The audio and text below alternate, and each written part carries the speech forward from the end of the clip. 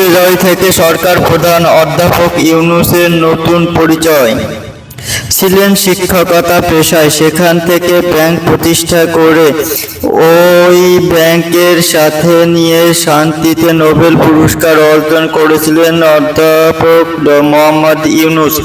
সেই থেকে বাংলাদেশ ছড়িয়ে বিশ্ব সুনাম কুড়িয়েছেন অধ্যাপক ইউনূস। নোবেল পুরস্কার অর্জনের মাত্র 5 মাসের মাথায় রাজনৈতিক দল গঠনের কার্যক্রম করে সবাইকে অবাক করে দিয়েছিলেন অধ্যাপক ইউনূস।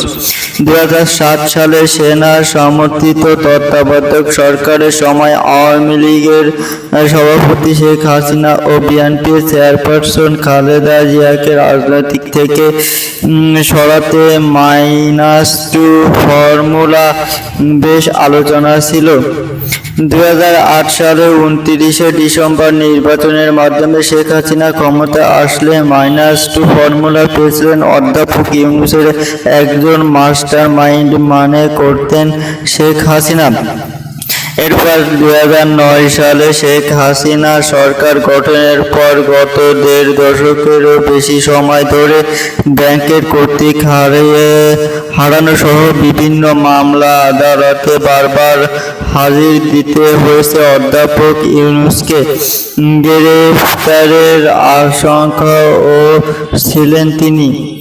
গত মার্চে বিবিসি বাংলাকে দেয়া এক সাক্ষাৎকারে অধ্যাপক ইউনূস বলেছিলেন, সে সময় রাজনৈতিক দল গঠনের উদ্যোগ ভুল, যে ভুলের খেসারত তাকে দিতে হচ্ছে এখন। 2007 সালে 11 জুলাই সেনাবাহিনী সমর্থন এবং ফখরুদ্দিন আহমেদের নেতৃত্বে তত্ত্বাবধায়ক সরকার গঠিত হয়। তখন সেনা প্রধান ছিলেন জেনারেল মাইনুল আহমেদ।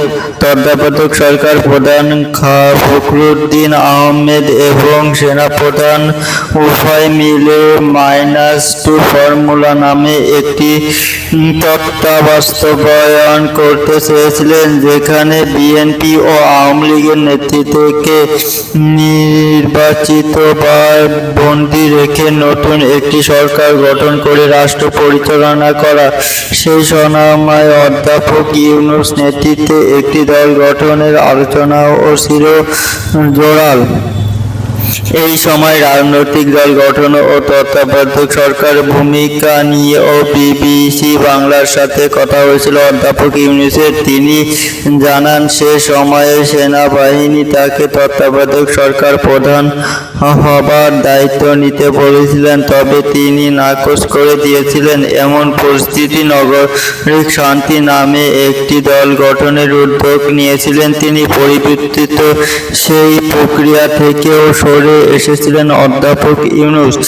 গত মার্চে বিবিসি বাংলা সম্পাদক মীর সাব্বিরকে দেওয়া একটি সাক্ষাৎকারে তিনি বলেছিলেন, রাজনৈতিক দল গঠনে এই উদ্যোগ বা সিদ্ধান্ত ভুল ছিল।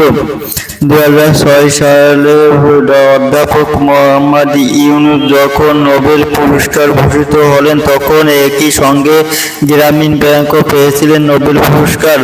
অধ্যাপক ইউনূস ও তার প্রতিষ্ঠান গ্রামীণ ব্যাংক নোবেল পুরস্কার অর্জন করার সময় বিরোধিতা দলে থাকা আওয়ামী লীগের সরকার আগেই শুভেচ্ছা জানিয়েছিলেন।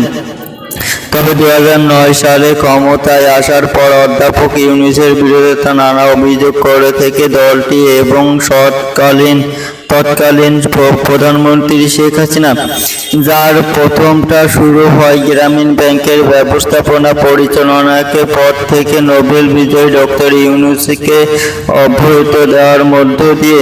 2011 সালে 2রা মার্চে গ্রামীণ ব্যাংকের ব্যবস্থাপনা পরিচালনা করে পদ থেকে অধ্যাপক ইউনূসকে অব্যাহতি দিয়ে বাংলাদেশ ব্যাংকের আদেশ জারি করেন।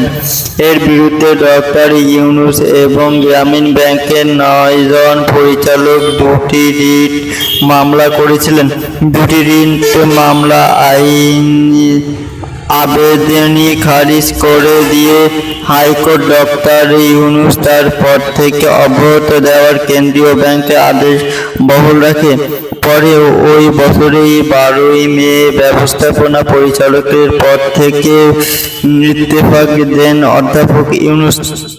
ক্ষমতায়নে আসার পর পদ্মা সেতু তৈরির প্রকল্প বাস্তবায়ন করে বাংলাদেশে সে সরকার রাজনৈতিক হওয়ার বিশ্ব ব্যাংক কিন্তু মাঝপথে সেই অর্থায়ন আটকের যায় দুর্নীতি অভিযোগ।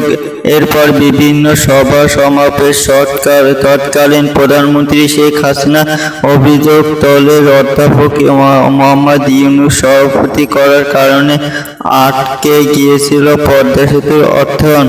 মার্চে বিবিসি বাংলা দেয়া সাক্ষাৎকারে অধ্যাপক ইউনূস বলেন, আমার বাধা দেওয়ার তো কোনো কারণই নাই। বিশ্ব ব্যাংক তো তোমার প্রভাবিত করার জন্য অপেক্ষা করে নাই। তারা তো বলেছিল দুর্নীতি হয়েছে। এই সময় অধ্যাপক ইউনূস প্রতিষ্ঠিত গ্রামীণ ব্যাংকের বিভিন্ন প্রতিষ্ঠানে দুর্নীতি অভিযোগ তুলে ধরার বিরোধিতা বেশ কিছু মামলা। আওয়ামী লীগ সরকার পতনের পর কয়টি মামলা খালাস দেওয়া হয়েছে তাকে।